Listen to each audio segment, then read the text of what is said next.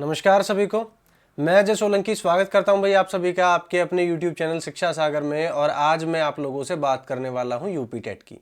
अब आप लोगों को पता चला होगा भाई यूपी टेट भी आ चुका है। सबसे पहले एच टेट है, फिर सी टेट है, फिर यूपी टेट है और सबको साथ लेकर चलना है। ऐसा तो है नहीं कि आप लोगों की तैयारी कोई बहुत ज़्यादा अलग है, थोड़ी बहुत अलग है। वो मैं आप लोगों को समय समय पर बताता रहता हूँ कि कहाँ कहाँ किस किस को किस डायरेक्शन में जाना है, ठीक। लेकिन हाँ, हम लोग सभी तीनों साथ मिलकर चल सकते हैं। ऐसा नहीं है कि एक रास्ते पे सिर्फ एक ही चल पाएगा, बाकी दो को अपना रास्ता अलग ढूंढना पड़ेगा। ऐसा बिल्कुल भी नहीं है। खास तौर पर इसलिए क्योंकि मेरा सब्जेक्ट क्या है, ईवीएस है।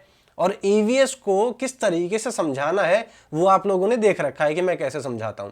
एक ही कंसेप्ट में से सीटेट का कौन सा सवाल बनेगा, एच टेट का कौन सा सवाल बनेगा और यूपी टेट का कौन सा सवाल बनेगा, ये सारी चीजें मैं आप लोगों को बताता रहता हूं। फिर भी आज आप लोगों को एक बार वापस से मैं याद दिला दूंगा और सिलेबस भी शुरू से एंड तक जो जो चैप्टर्स हैं, जो जो टॉपिक्स हैं, वो सारी चीजें आप लोगों को बताऊंगा। तो एक बार ध्यान देकर इस वीडियो को अटेंड जरूर करें और साथ में यह भी बताऊंगा कि इन टॉपिक्स के सब टॉपिक क्या बनेंगे और उसमें से प्रश्न कैसे कैसे बन सकते हैं। ठीक, शुरू करते हैं आज की क्लास। भाई सबसे पहली बात तो ये कि 2021 में आप लोगों का यूपी टेट है और जिसके लिए आप लोगों को तैयारी करनी है। पूरा दम लगा के, जोर लगा के तैयारी करनी पड़ेगी। बाकी सारी चीजों को अपने दिमाग से साइड कर दो कुछ समय के लिए, ताकि आपका ध्यान सिर्फ पढ़ाई पे आके टिक सके। सबसे पहला पॉइंट है कि आप लोगों को सिलेबस पता होना चाहिए। सिलेबस नहीं पता होगा तो ना तो ये पता चलेगा कि तैयारी कितनी हुई, ना ये पता चलेगा कि किस किस चीज में तैयारी करनी है। और समय कम है आप लोगों के पास, ऐसा नहीं है बहुत ज्यादा समय है। और इसी समय में आपको लाइव क्लास भी अटेंड करनी है, आपको नोट्स भी चाहिए और आपको क्विज भी करना है। तो उन सभी चीजों के लिए आप मुझसे जुड़ सकते हैं। शुरू करते हैं भाई। क्योंकि मैं आप लोगों को ईवीएस पढ़ाता हूं तो मैं यहां भी बात करूंगा आपसे ईवीएस के बारे में, ईवीएस के सिलेबस के बारे में। तो यहां कुल मिला के आप लोगों के ये टॉपिक्स हैं जो आपको दिखाई दे रहे हैं। सबसे पहला टॉपिक है भाई आपका फैमिली, मतलब आपका परिवार। परिवार में सभी लोग आते हैं, नाते रिश्तेदार भी आते हैं, माँ बाप भी आते हैं, भाई बहन भी आते हैं। तो माँ बाप का क्या रोल रहेगा, नाते रिश्तेदारों का क्या रोल रहेगा, वो सारी चीजें इसमें आप लोगों से पूछी जाएंगी। बहुत ही आसान सा टॉपिक है, एक सिंपल क्लास में इसे खत्म कर सकते हैं और इस पे बहुत ज्यादा सवाल बनते नहीं है। तो इस वजह से इसको ज्यादा डिस्कस ना आगे करेंगे और ना फिलहाल मैं अभी कर रहा हूं। दूसरा पॉइंट, फूड और क्लीननेस, मतलब कि आपका खाना और उसकी स्वच्छता, इस पे आप लोगों के प्रश्न भी बनते हैं और ये आपको पता भी होना चाहिए। अब फूड के बारे में सारी चीजें पता होनी चाहिए कि फूड चेन क्या होती है, फूड चेन या फूड वेब या न्यूट्रिशन या मोड ऑफ न्यूट्रिशन, ये सारी चीजें आप लोगों को पता होनी चाहिए। मतलब खाद्य जो श्रृंखला है वो खाद्य संजाल और आपका जो पोषण का स्तर है या माध्यम है या किस प्रकार से आप पोषण पाते हैं, वो सारी चीजें। जैसे कि हार्बीवोर्स जिनको हम शाकाहारी कहते हैं, उनको कितनी परसेंट एनर्जी मिलती है और अगर पॉइजन मिलने लग जाए, विष मिलने लग जाए तो कितना परसेंट विष मिलेगा। ठीक, उससे अगले वाले स्टेप वाले को जो पोषण का स्तर होता है उसमें कितनी ऊर्जा आगे बहेगी और कितना विष आगे चलेगा, ये सारी चीजें आप लोगों को पता होनी चाहिए। क्या क्या माध्यम से पोषण पहुंचाया जा सकता है, आपका 10% का रूल जो है वो लागू होगा।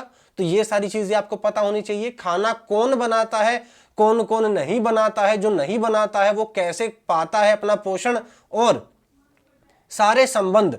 जैसे कि आप लोगों को मेनली क्या क्या पता होना चाहिए भी, मेनली आपको पता होनी चाहिए शाकाहारी, मांसाहारी, सर्वाहारी, मृतपोषी, मृतजीवी, इसके अलावा जो आपका सहजीवी संबंध होता है वो। तो ये सारी चीजें आप लोगों को पता होनी चाहिए। आपको पता होनी चाहिए कि अपघटनकर्ता और मृतपोषी में फर्क क्या होता है, जो आप लोगों को लगातार मैं बताता रहता हूं। और अगर आप लोग मुझसे अभी जुड़ते हैं तो आगे आने वाले सवालों में वो सारे कंसेप्ट मैं दोबारा भी बताऊंगा और एक नए तरीके से भी बताऊंगा। ठीक, उसके बाद भी तीसरा पॉइंट, लिविंग बींग्स, मतलब जीव। जीव जो होते हैं भाई वो कितने प्रकार के, दो प्रकार के आप मान सकते हो। एक तो पौधे मान सकते हो और एक जानवर मान सकते हो। इन दोनों कैटेगरी में आप रख सकते हो। ठीक, अब जानवरों में बाकी सारी चीजें आ जाती हैं, पक्षी भी आ जाते हैं, इंसान भी आ जाते हैं, पशु भी आ जाते हैं, सब आ जाते हैं, कीड़े भी आ जाते हैं, सब कुछ। तो यही दो प्रकार के जीव होते हैं। लेकिन इन दो प्रकार के जीवों में भी बहुत कुछ होता है। वो कौन सा पौधा है जो अपना खाना खुद बनाता है, और वो कौन सा है जो अपना खाना खुद नहीं बनाता। जो खुद नहीं बनाता वो कैसे अपना पोषण पाता है, जैसे अमर बेल कैसे पोषण पाती है, और पिक्चर प्लांट जो होता है घटपर्णी पौधा, वो कैसे अपना पोषण पाता है।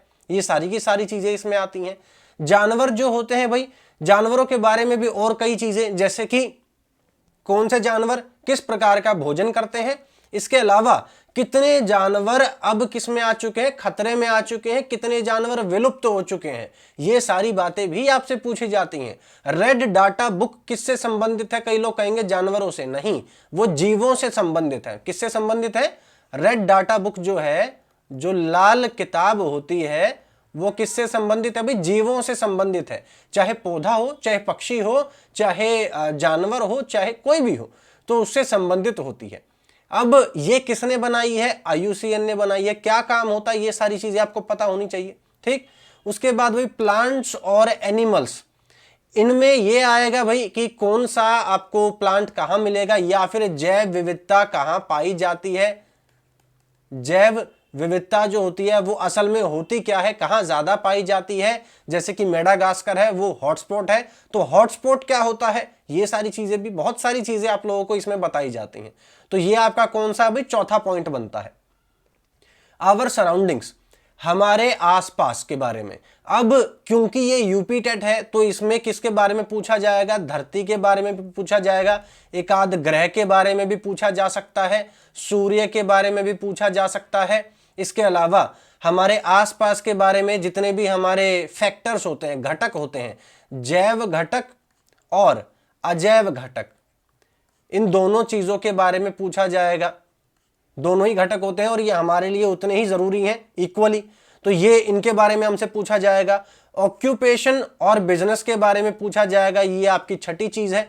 अब इसमें क्या पूछा जाएगा भाई? इसमें पूछा जाएगा अलग अलग प्रकार के व्यवसाय के बारे में। ठीक, जैसे एक एग्जाम्पल के लिए मैं बोल दूं कि फलों की खेती को क्या बोलते हैं, फूलों की खेती को क्या बोलते हैं, अंगूर की खेती को क्या बोलते हैं, तो ये खेती के भी प्रकार हो गए। ठीक, उसके बाद अगर आपसे पूछने लग गए मधुमक्खी पालन के बारे में, तो वो भी पूछा जा सकता है आपसे। ठीक, तो इस तरीके के अलग अलग व्यापार के बारे में पूछा जा सकता है। कन्नौज किसके लिए फेमस है? आपका इत्र के लिए फेमस है, गुलाब जल के लिए फेमस है, तो इन सब चीजों के बारे में आपसे पूछा जा सकता है। बहुत सारी चीजें। सातवां पॉइंट, जल। जल के बारे में ज्यादातर आपसे क्या पूछी जाती है? संरक्षण के बारे में पूछा जाता है कि प्रदूषण क्यों हो रहा है और संरक्षण क्यों होता है, कैसे होता है, तो यही सारी चीजें पूछी जाती हैं। जल के प्रदूषण और जल के संरक्षण के बारे में सारी चीजें पूछी जाती हैं। ठीक, तो सारे के सारे फैक्टर आपको पता होने चाहिए, कौन सा किस प्रकार से प्रभावित करता है। आठवां फैक्टर है भाई संचार। संचार जो है, इसके बारे में सारी बातें पूछी जाएंगी। भाषा से लेकर माध्यम तक पूछ लिया जाता है। ठीक, तो ये सारी चीजें आप लोगों से पूछी जाती हैं। अब नौवां पॉइंट है स्पोर्ट्स और बिहेवियर। स्पोर्ट्स मतलब कि कौन कौन से प्लेयर्स, या फिर उसके नियम, या फिर नियम के अलावा जो उसके थोड़े बहुत मटेरियल्स होते हैं उनके बारे में पूछ लिया जाता है। और बिहेवियर के बारे में पूछ लिया जाता है कि एक आदर्श जो स्पोर्ट्समैन होता है भाई, उसमें क्या क्या चीजें होती हैं, या खेल खेलने के आपको क्या क्या फायदे होते हैं, ये सब चीजें पूछी जा सकती हैं। लेकिन ज्यादातर पूछी जाती हैं कि मेडल किसको मिला है, या संबंध किस खेल से है, इस तरीके की चीजें आप लोगों से पूछी जाती हैं। ठीक, 10वां पॉइंट है भाई आप लोगों के लिए कि इंडिया में कौन कौन सी नदी, किस स्टेट में, किस फॉरेस्ट से संबंधित कोई प्रश्न आप लोगों से पूछा जाता है इस प्रकार से। कौन सी नदी उल्टी बहती है, कौन सी नदी कहां जाके खत्म होती है, किस नदी का क्या उद्गम है, तो ये सारी चीजें आप लोगों से ये भी पूछ लिया जाता है कि जैसे ब्रह्मपुत्र नदी का चीन में क्या नाम है, तो इस तरीके से अलग अलग चीजें आप लोगों से पूछी जाती हैं। ठीक, उसके बाद भाई और क्या बात आती है? और आप लोगों से बात आती है कि थोड़ी बहुत रिजर्वेशन जो रहती है, जैसे कि कंजर्वेशन हम करते हैं, रिजर्वेशन तो अलग चीज है, कंजर्वेशन जो हम करते हैं, संरक्षण क्षेत्र जो होते हैं उनके बारे में पूछ लेते हैं। उसके बाद 11वां पॉइंट जो आप लोगों को अलग बनाता है वो है आप लोगों के स्टेट के बारे में पूछा जाएगा, यूपी के बारे में पूछा जाएगा। यूपी की नदी के बारे में पूछा जाएगा, यूपी के त्योहार के बारे में पूछा जाएगा, यूपी की संस्कृति के बारे में पूछा जाएगा। तो इस तरीके की बहुत सारी चीजें पूछी जाती हैं। ठीक, उसके बाद है भाई कॉन्स्टिट्यूशन, मतलब संविधान के बारे में आप लोगों से कई सारी चीजें पूछी जाएंगी। जैसे और भी कई सारी चीजें होती हैं, जो असेंबलीज हमारी होती हैं, जो सभाएं हमारी होती हैं, पार्लियामेंट होता है, जो हमारा और भी मतलब लोकसभा, राज्यसभा, सबके बारे में पूछा जाएगा आपसे। तो आपने क्वेश्चन देखा होगा, प्रश्नकाल किसे कहते हैं, शून्यकाल किसे कहते हैं, इस प्रकार के सवाल पूछे जाएंगे। तो ये सवालों के लिए आपको क्या रहना है, थोड़ा सा तैयार रहना है। तो ये कॉन्स्टिट्यूशन का हो गया भाई। एक आध आप लोगों से और पूछ लिया जाएगा कि ये संशोधन, हाँ, कॉन्स्टिट्यूशन के बारे में जो संशोधन होते हैं इनके बारे में आप लोगों को सबसे ज्यादा थोड़ा ध्यान रखना है। संशोधन के बारे में आप लोगों से ज्यादा पूछा जाता है। उसके बाद है भाई 13वां point, state governance. State governance का मतलब क्या है कि यूपी के बारे में ही ज्यादा पूछा जाएगा आपसे, यूपी की सरकार के बारे में पूछ लिया जाएगा, थोड़ा बहुत जो भी पॉलिटिकल बनता है, ऐसा नहीं करंट अफेयर्स, ऐसा कुछ नहीं है। मतलब कि जो हमेशा हमेशा के लिए सत्य चीज है। करंट अफेयर क्या होते हैं, आज कुछ है कल कुछ और हो जाएगा, ऐसा नहीं। स्टेट गवर्नेंस का इसका मतलब क्या हुआ, जो हमेशा हमेशा से लागू था और आगे भी लागू रहने वाला है, ऐसे प्रश्न आप लोगों से पूछे जाएंगे। ठीक, तो इसमें करंट अफेयर्स का कोई संबंध नहीं है। उसके बाद है भाई एनवायरमेंट, 14th पॉइंट है आपका एनवायरमेंट। तो एनवायरमेंट में आप लोगों से क्या क्या पूछे जाएंगे भाई, आपके बायोस्फीयर रिजर्व के बारे में पूछा जाएगा, नेशनल पार्क के बारे में पूछा जाएगा, वाइल्ड लाइफ सेंचुरी के बारे में पूछा जाएगा, कौन सा किस स्टेट में है। तो इस प्रकार की आप लोगों से चीजें ज्यादा पूछी जाएंगी। ये 14 टॉपिक्स आपके बनते हैं जो यूपी टेट में आपके पूछे जाते हैं। ठीक, और एक और बात आपको बता दूं जो आप लोगों को थोड़ा सा अलग बनाती है, कि अगर एचटेट, देखो मैं एक बार इसको इरेज कर देता हूं ताकि आप लोग ढंग से देख पाओ, बाद में इसको वापस से देख के इसका स्क्रीनशॉट ले लेना आप लोग। जैसे 3 आप लोगों की तैयारी करा रहा हूं मैं, एक तो सीटेट करवा रहा हूं, एक मैं एचटेट करवा रहा हूं आपकी, और एक मैं आपको करवा रहा हूं यूपी टेट की। ठीक, ये फोकस है, ये मेन फोकस है। बाकी तैयारियां और भी हो रही हैं, जैसे एमपी टेट और रीट की भी तैयारी आप कर सकते हो यहां से, लेकिन फोकस जो है, जो मैं बार बार नाम लूंगा, वो इन तीनों का नाम लूंगा, बाकी वालों को अपने आप समझना पड़ेगा। ठीक, तो सीटेट क्या है भाई, सीटेट एनसीईआरटी से संबंध रखता है, और इसमें ज्यादा से ज्यादा जो प्रश्न पूछे जाते हैं वो ओवरऑल आपके एनवायरमेंट से पूछे जाते हैं। ठीक, आपके सराउंडिंग से पूछे जाते हैं। उसके अलावा जो एचटेट है, एचटेट में क्या पूछा जाता है, आपके एनवायरमेंट के साथ साथ क्या जोड़ दिया जाता है, ज्यादा से ज्यादा साइंस जोड़ दी जाती है। ठीक, हल्की फुल्की एसएसटी होती है लेकिन बहुत कम होती है। एसएसटी जो होती है वो कम होती है, साइंस जो होती है वो ज्यादा होती है। इस वजह से कई लोगों को ये टफ भी लगता होगा जिनका साइंस में इंटरेस्ट नहीं होगा। लेकिन यूपी टेट में क्या है, यूपी टेट में आपके एनवायरमेंट के साथ क्या जोड़ देते हैं, एसएसटी जोड़ देते हैं। साइंस भी होती है लेकिन बहुत हल्की फुल्की होती है। ठीक, तो ये कॉम्बिनेशन चेंज हो जाता है। यूपी टेट में एसएसटी ज्यादा पूछी जाएगी और एच टेट में साइंस ज्यादा पूछी जाएगी और सी टेट में ओवरऑल एनवायरमेंट ज्यादा पूछा जाएगा, इस तरीके से। लेकिन कंसेप्ट सबके सेम रहते हैं, सब कुछ सेम कंसेप्ट रहता है, कंसेप्ट में कोई बदलाव नहीं होता। सिर्फ आपको लगता है कि बहुत ज्यादा बदलाव है, क्यों?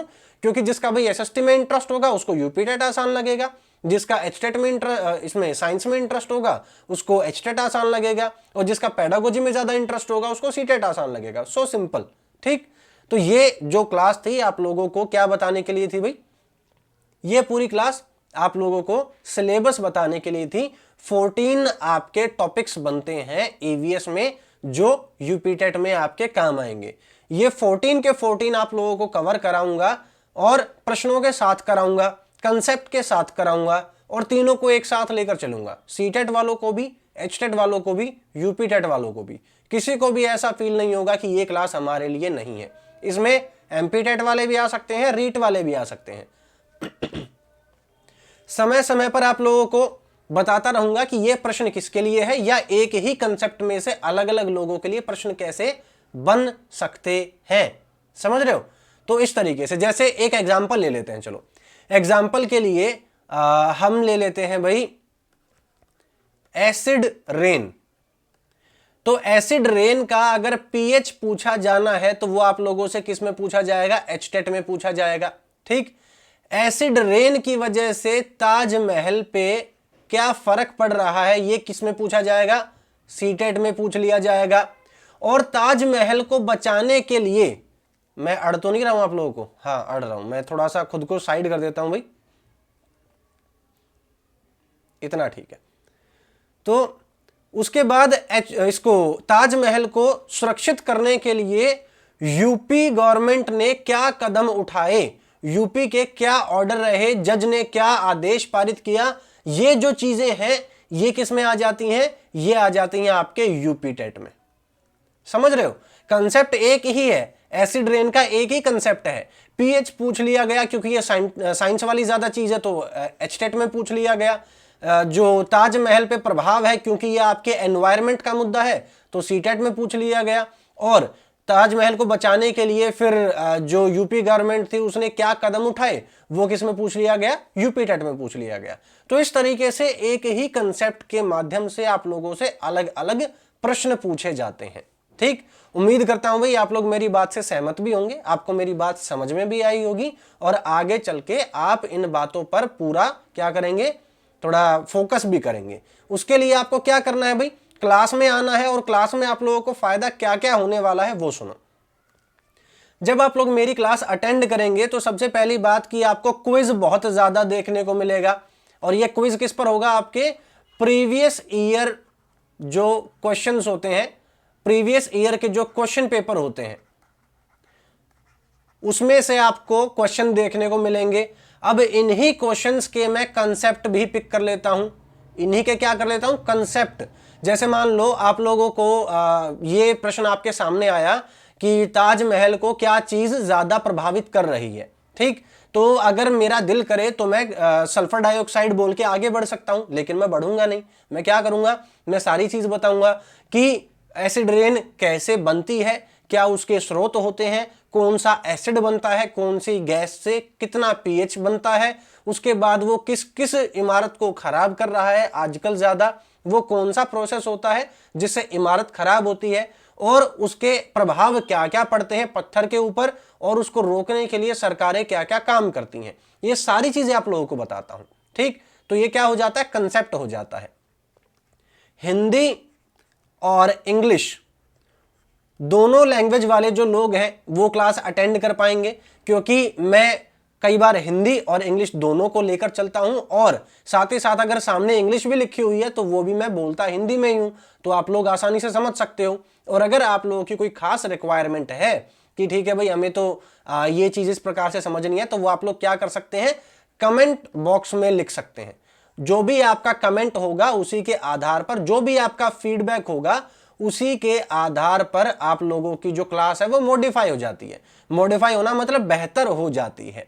ठीक, और एक और चीज, जैसे मान लो आप घर पर बैठकर सेल्फ स्टडी कर रहे हो, सेल्फ स्टडी करते समय आप लोगों को एक प्रश्न दिखाई दिया जो आपका क्या बन गया, जो आपका डाउट बन गया।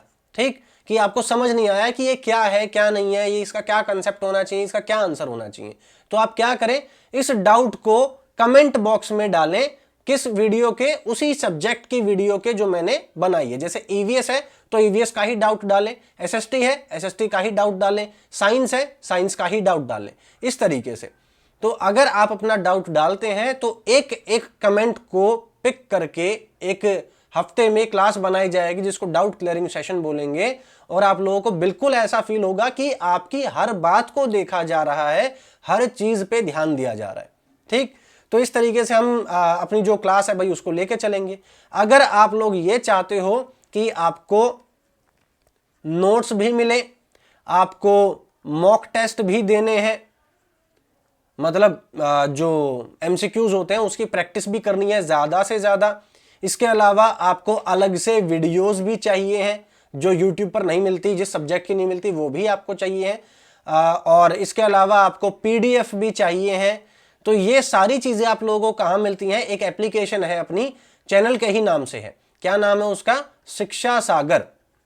जब आप अपने प्ले स्टोर पर शिक्षा सागर लिख के सर्च करोगे तो आपको एप्लीकेशन दिख जाएगी, लोगो होगा, कुछ येलो और पिंक और वाइट कलर का, तो उसे आप इंस्टॉल करें और उसमें आप लोगों को ये सारी चीजें भी मिलेंगी। और ये पूरा कोर्स मैं आपका यूट्यूब पर भी कराऊंगा। ठीक, तो इस वीडियो को भाई यहीं एंड करते हैं। उम्मीद करता हूं कि आप लोगों को सारी बातें समझ में आई होंगी और आप लोग हर रोज 8 बजे, हाँ समय तो मैंने बताया नहीं आपको, हर रोज 8 बजे आप लोगों को क्या करना है, क्लास को अटेंड करना है, कभी भी मिस नहीं करना है। तो मिलते हैं आप लोगों से कल की 8 बजे वाली क्लास में। तब तक के लिए टेक केयर, गुड बाय। अपने दोस्तों को बताएं, अपने ज्यादा से ज्यादा दोस्तों को जोड़ें ताकि सभी का फायदा हो सके। अब जागो नींद से, क्योंकि समय आ चुका है, कम समय है और कम समय में ज्यादा रंग दिखाना है, ज्यादा दम दिखाना है, ज्यादा रिजल्ट लेकर आना है। ठीक, तो मिलते हैं आप लोगों से कल।